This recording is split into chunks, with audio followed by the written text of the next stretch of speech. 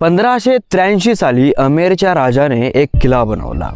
त्या राजाचं नाव होतं भगवंत दास। या राजाने एक किल्ला बनवला, ज्या किल्ल्याचं नाव ठेवलं भानगड किल्ला। आता भानगड किल्ला म्हणलं की सगळ्यांच्या दिमागामध्ये एकच गोष्ट येते, भूताची सगळ्यात आवडती जागा। आणि हो, जवळपास सगळ्या जगाला माहिती आहे की जगामधलं सगळ्यात हॉन्टेड प्लेस भानगड किल्लाच आहे। आणि आज जी स्टोरी मी तुम्हाला सांगणार आहे, ही स्टोरी सुद्धा भानगड किल्ल्यालाच रिलेटेड आहे। आणि ही स्टोरी आपल्या मराठवाड्यातील 3 मुलांसोबत घडलेली घटना आहे आणि ही सत्य घटना आहे। त्यांनी मला रिक्वेस्ट करू सांगितलं की बाबा, ही खूप सत्य घटना आहे, आम्ही अनुभवलेला अनुभव आहे। आता काही लोक म्हणतील की आम्ही सुद्धा त्या भानगड किल्ल्यावर गेलेलो आहोत, आम्हाला तर असा कुठलाही अनुभव आला नाही, कुठलीही अनुभूती झाली नाही, ना पॉझिटिव्ह एनर्जीची झाली ना नेगेटिव्ह एनर्जीची झाली। आता हे काही लोकांसोबतच होतं, काय माहीत काही कनेक्शन असतं की किंवा ते कमजोर असतात किंवा काय माहीत काय कनेक्शन असतं ते, पण काही लोकांसोबतच हे होतं आणि काही लोकांसोबत हे होत नाही। पण या 3 मित्रांसोबत हे नक्की झालेलं आहे। तर हे 3 मित्रसुद्धा लोकांच्या म्हणण्यानुसारच त्या भानगड किल्ल्याला पाहण्यासाठी गेले। दुपारची वेळ होती, 2-3 वाजले असतील, ते 2-3 वाजता त्या किल्ल्यामध्ये एंटर केले। आता किल्ला बंद होण्याची वेळ संध्याकाळी 5ची असते, पण यांना ती वेळ कन्फर्मली माहीत नव्हती की किल्ला कधी बंद होईल ते। यांना वाटलं की ठीक आहे, 2-3 वाजता आपण जाऊयात आणि संध्याकाळी 6-1 वाजेपर्यंत आपला किल्ला बघणं होईल। आणि हे 2-3 वाजता तिकीट काढून त्या किल्ल्यामध्ये गेल्याच्या नंतर तिथं जे सिक्युरिटी गार्ड असतात, संध्याकाळी 5 वाजता बंद करण्याची वेळ येते। वेळ आल्याच्या नंतर ते सिक्युरिटी गार्ड सिट्या वाजवतात, सायरन वाजवतात आणि अनाउन्समेंट करतात, जे कोणी पण किल्ल्यामध्ये असेल ते पटकर बाहेर या आणि आपल्या घरी जा, कारण की आता किल्ला बंद करण्याची वेळ आलेली आहे। आणि या टायमाच्या नंतर या किल्ल्यामध्ये राहणं धोक्याच्या खाली नाही आहे। आणि पूर्ण सिक्युरिटी गार्ड मधात एक चक्करसुद्धा मारतात। पण मॅजिकल गोष्ट अशी होते की या तिघांना सुद्धा एकाही सिक्युरिटी गार्डचा आवाज येत नाही, ना सिट्ट्याचा आवाज येत नाही, ना सायरनचा आवाज येत नाही। आणि जे सिक्युरिटी गार्ड मधात गेलेले असतात यांना पाहण्यासाठी, त्यांना सुद्धा हे मुलं दिसत नाहीत। आणि हे त्या किल्ल्याला बघण्यामध्ये इतके मग्न होतात की याला हे पण भान राहत नाही की संध्याकाळचे 5 कधी वाजले। आणि 5 वाजून गेलेत, पण तो किल्ला बंद झाला, पण त्याचे गेट पूर्ण बंद केलेत पण, आणि संध्याकाळचे 6 वाजून सुद्धा गेले। आता या तिघा जणांना संध्याकाळी 6-6:30 वाजता जाग येते की अरे यार, टाईम तर आपला गेलेला आहे, 6-6:30 वाजले, अजून कसं सायरन ऐकू आलं नाही, अजून कसा सिक्युरिटी गार्ड आला नाही। कदाचित थोडा वेळ 7-1 वाजेपर्यंत असेल। लोक जे म्हणतात ना 5 वाजता बंद होईल, साले सगळे खोटं बोलतात, असं त्या 3 मुलांना वाटलं। तर 3 मुलं ते अजून पण ते किल्ला बघण्यासाठी मदत गेले, पण 6:30 वाजले की त्या किल्ल्यामधले सगळे लाईट बंद करण्यात आले, कारण की कुणी किल्ल्यामध्ये नाही लाईट चालू करून काय बिलुगच वाढवायचे। त्यांनी सगळे लाईट जिथं लाईट लावता येतील तिथं ते लाईट लावलेले होते, तर ते बंद करून टाकले, थोडेफार समोरच्या गेटवर असे बंद करून टाकले। तर यांना ते उजेड बंद झालेला दिसला। यांना वाटलं की यार चला आता आपण घरं, बंद व्हायची वेळ आली, लाईट बंद झालेली, चला लवकर। हे तिथपर्यंत गेले तर पूर्ण गेट लावलेले होते, तिथं कुणीही नव्हतं। हे हाका मारू लागले, ओरडू लागले, पण कुणीही आलं नाही। तर मग या तिघांनी असं ठरवलं की आता सगळं बंद झालंय, कसं ऐकू आलं नाही यार, किती लापरवाह, म्हणजे किती गेलेले आहे तिथे सिक्युरिटी गार्ड, मदत पाहिलं नाही काय नाही, डायरेक्टच बाहेरून बंद करून टाकलं। आता त्याच्यातला एक मुलगा थोडा भित्रा होता, तो म्हणला की यार संध्याकाळची वेळ, लोक म्हणतात ते खरं तर नाही ना, इथं काय भूत वगैरे तर राहत नाही ना। तर दुसरे दोघं म्हणले की हे असं काय नसतं रे, असं असलं असतं तर आपल्याला अनुभव वगैरे झाला असता। मग ते तिघेही जण एक जागा पाहतात की तिथं बाबा रात्र घालवता येईल, आरामशीर बसता येईल, गप्पा मारता येतील आणि झोपता येईल। ते थोडंसं मधात जातात आणि तिथं असं अंग टाकतात। जो भित्रा मुलगा होता त्याच्या कानावर एक आवाज येतो पैंजणाचा, छम छम छम। हा उठतो, उठल्याच्या नंतर इकडे तिकडे बघतो, हा पहिलाच भित्रा। याला वाटलं की बापरे बाप, आता काय खरं नाही, या भानगड किल्ल्यामधलं हे भूत येऊन आता बसते उरावर आपल्या। असं म्हणल्याच्या नंतर यांनी त्या दोघांना उठवलं, ए भाऊ, अरे ते वाजायलंय छमछम, तुम्हाला ऐकून नाही का आलं?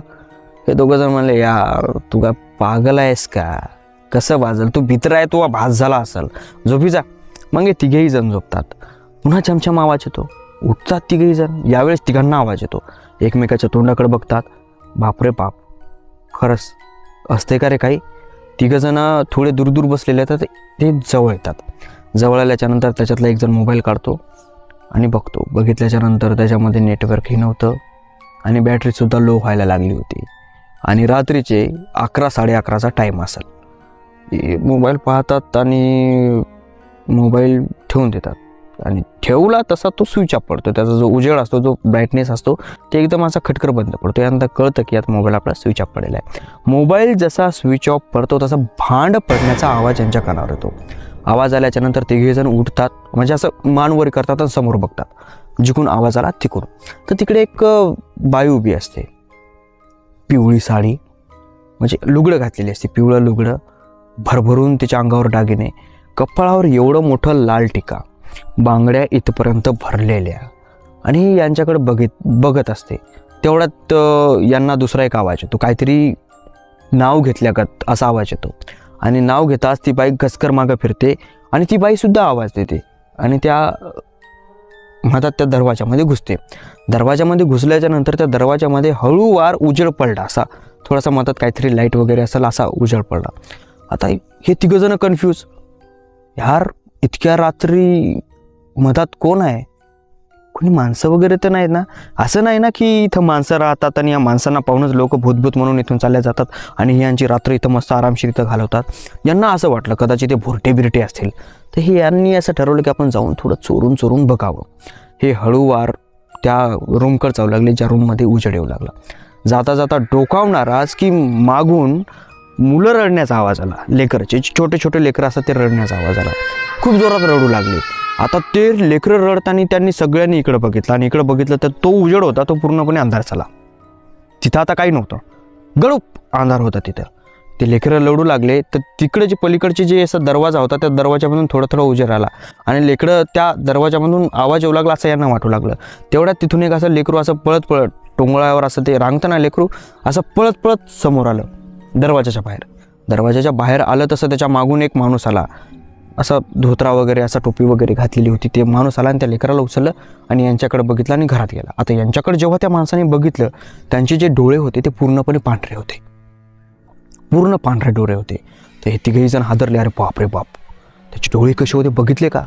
मग ते त्याच्यामध्ये गेलं. ते हळूवार या रूमपासून म्हणजे या दरवाजापासून थोडे अलग झाले. तिकडे जाता जाता त्या रूममध्ये जे उजेड होतं, त्या दरवाजामध्ये जो उजेड होता तो ब्लिंक होणं बंद झाला आणि अचानक कर्कोशाचा आवाज आला. म्हणजे जसं की आक्रमण होतं ना, 4-5 माणसाचा आवाज येतो एकासोबत, ह्या हू हा असा आवाज आला आणि मारामारी, लाठ्या, भांडे गुंडे हे ते असा आवाज यांना येऊ लागला.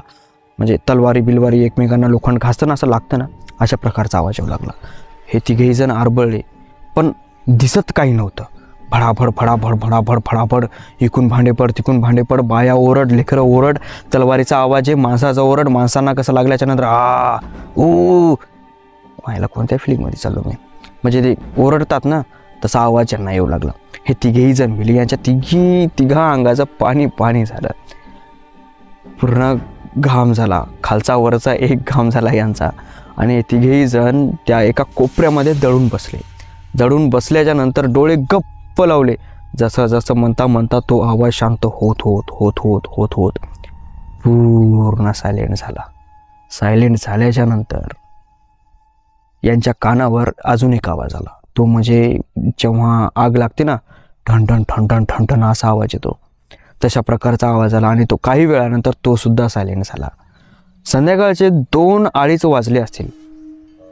11 वाजल्यापासून यांचा खेळ चालू झाला तो 2:30 वाजेपर्यंत. 2:30 वाजता पूर्ण सायलेंट झालं. मग नंतर कोणत्या लेकराचा आवाज आला नाही, नंतर कोण्या बाईचा आवाज आला नाही, नंतर कोणती बाई दिसली नाही, नंतर कोणता माणूस दिसला नाही, नंतर कोणत्याही मारामारीचा आवाज आला नाही. पण 2 वाजता तिथं जे मोगऱ्याचे, जे गुलाबाचे सुगंध येऊ लागला, तो सुगंध एका दुर्गंधीमध्ये बदलला होता. आणि जसे कसं माणसं सडतात, जनावरं सडतात, असं जनावरं जे सडतात त्यांच्यापेक्षा भयंकर सडलेला वास यांच्या नाकामध्ये येऊ लागला. खूप भयंकर आवाज कुणाचाही येत नव्हता, पण वास इतका इरिटेटेड करू लागला, यांचं डोकं यांना असं पागल करू लागलं. यांना असं वाटू लागलं की श्वास पण घेऊ नये. आणि थोडं हळूहळू ते 2:30चा टाईम संध्याकाळी 5-6च्या दरम्यान आला. तेवढ्यात मग यांच्या कानावर नमाजाचा आवाज पडा, जो 5 वाजता पडतो ना तो. तेव्हा कुठंतरी जाऊन यांच्या जीवामध्ये जीव आला. सकाळ होते, त्या भानगडचे सगळे गेट ओपन होतात, सिक्युरिटी गार्ड वगैरे येतात, सूर्य वरी निघतो. जसा सूर्य वरी निघाला हे तिघंजणं पहिल्या फुरसतमध्ये तिथून पळाल्याच्या नंतर आपापल्या घरी आले. आणि तेव्हापासून यांनी असे प्लेस व्हिजिट करणं सोडून दिले, असं म्हणा की फिरणंच सोडून दिलं यांनी. आणि यांची ही खरी गोष्ट आहे. त्यांनी त्यांचं नाव सांगण्यासाठी सुद्धा मनाई केलेली आहे, गावाचं नाव सांगण्यासाठी सुद्धा मनाई केलेली आहे. त्यांचं असं म्हणणं आहे की बाबा आमच्या गावातल्या एखाद्या माणसाने जर व्हिडिओ पाहिला तर ते आम्हाला पागल म्हणतील. पण ही गोष्ट आमच्यासोबत खरी घडलेली आहे. तर मित्रांनो, भानगड किल्ल्याबद्दल ही घडलेली सत्य घटना तुम्हाला कशी वाटली? चांगली वाटली असेल तर चॅनलला सबस्क्राईब करा, व्हिडिओला लाईक करा, कमेंट बॉक्समध्ये कमेंट करा. कारण की तुम्ही जर मला सपोर्ट केला तर यार मी तुमच्यासाठी अशाच गोष्टी आणत राहील. तर जर तुमच्यापाशी जर अशी गोष्ट असेल तर डिस्क्रिप्शनमध्ये जीमेल ID आहे, व्हॉट्सअप नंबर आहे आणि इंस्टाग्राम ID सुद्धा आहे. त्याच्यावर तुमची स्टोरी तुम्ही शेअर करू शकता.